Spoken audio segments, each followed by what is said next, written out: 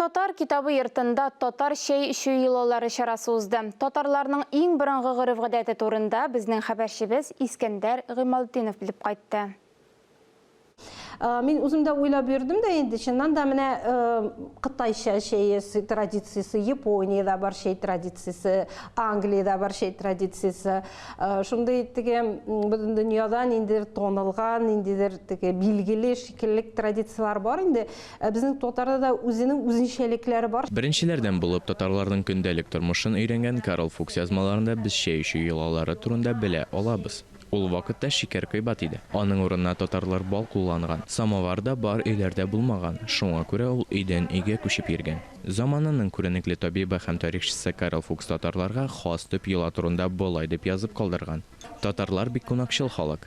Сине беренче генә күргән татар кешесе шунда ук шәй эчертергә, сыйларга атлыгып тора. Кунакка керсәң 4 чынаяк шәй эчмичә җибәрмиләр. Татар китабы йортында кунакларга әлеге йолалар турында сөйләп кенә калмыйча, аларга чын татар кунакчылыгын сизәргә булышалар. Музейда әлбәттә халкыбызның төрле традицияларын саклау буенча шушы эшләр бара. Безнең Шәриф Камал музейында әлбәттә кунакчылык традицияларын без сакларга тырышабыз, чөнки бу йортта безнең яшәгән геройның фатирында анда һәр вакыт кунаклар булган. Һәм менә шей традициясы ул әлбәттә бик борынгыдан килгән шушындый безнең гореф гадәтләребезнең берсе. Шуңа күрә без әлбәттә биредә кунакларны һәр вакыт кабул итәбез һәм аларны шушы үзебезнең милли традицияларыбыз белән таныштырырга тырышабыз.